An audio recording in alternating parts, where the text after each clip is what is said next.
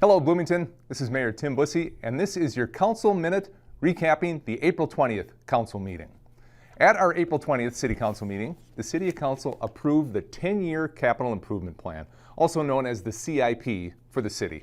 I want to spend just a bit of time today talking about what the CIP is and what it is not. First of all, the CIP is, above all things, a planning document. The CIP is used as a tool by the City Council and the city staff to best manage the city's infrastructure and buildings and large equipment. The CIP provides better budget forecasting and enhances our long-term financial sustainability. This planning document is one of those reasons that Bloomington has maintained the highest bond rating possible for many, many years.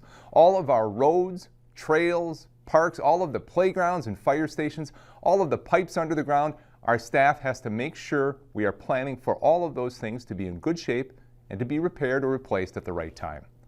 The CIP also allows us to plan for other projects that we have heard are wanted by the community, such as the expansion of the Arts Center or upgrading the Bloomington Ice Garden.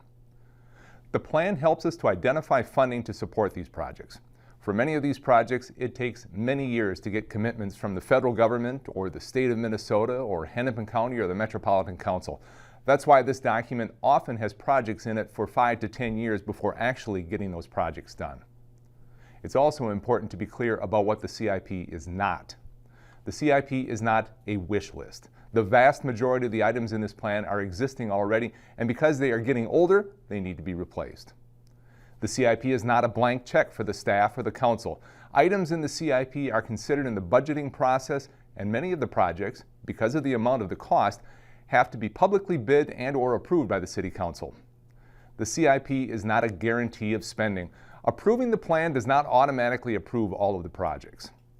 The last thing I want to say about the 2020 Capital Improvement Plan is that this year it is clearly unique because of the current economic issues related to the pandemic. Our staff is evaluating all of the items in the 2020 schedule to see which projects still need to be done, which can be deferred, and if any should be canceled.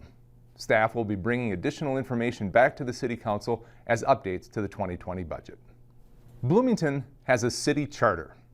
In Minnesota, cities are organized in several different ways, but the simplest way to explain it is that cities are either statutory, meaning the powers and authority of the city are defined by the state legislature, or they are charter cities, meaning there is a local constitution of sorts that determines what powers and authority the city has.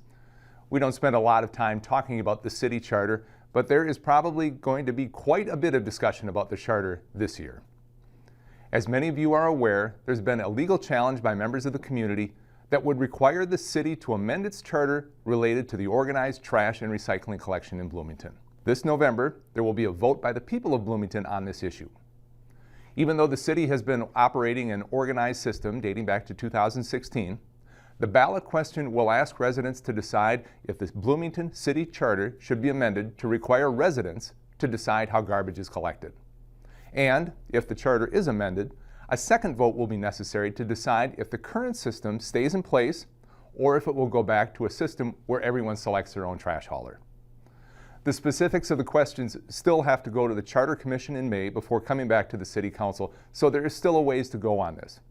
But the bottom line is this: residents will see a lot of information in the coming months about amending the city charter and talking about how the current system of trash and recycling is managed. Be sure to educate yourself before November. At the April 20th meeting, the City Council also discussed 2 other possible city charter amendments. The first issue was ranked choice voting. The Charter Commission looked at the issue in 2019 to get background information and to better understand how ranked choice voting works.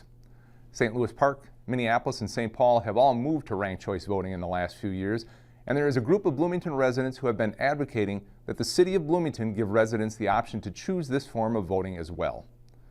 The Council directed staff to prepare an ordinance requesting voter approval of a charter amendment to adopt ranked choice voting. The ordinance will be considered at a public hearing by the City Council on May 18th, and if the Council passes the ordinance, it will go to the Charter Commission for review. A lot more to come on this one, so please stay tuned on this issue. The City Council also discussed a request by some residents to propose a charter amendment related to parks and park purposes. Residents advocating for this charter amendment wanted voters to decide if all decisions related to changes in parks that are not for park purposes only would have to be approved by a vote of the people.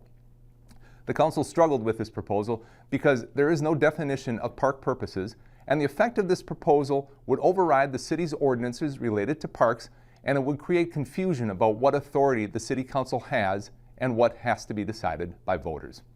This would create a voter mandate that doesn't exist for any other aspect of city operations. The city council voted to not consider this proposal and did not direct staff to do further work on it. That's it for our council update today. Thank you so very much for tuning in. Be safe, Bloomington.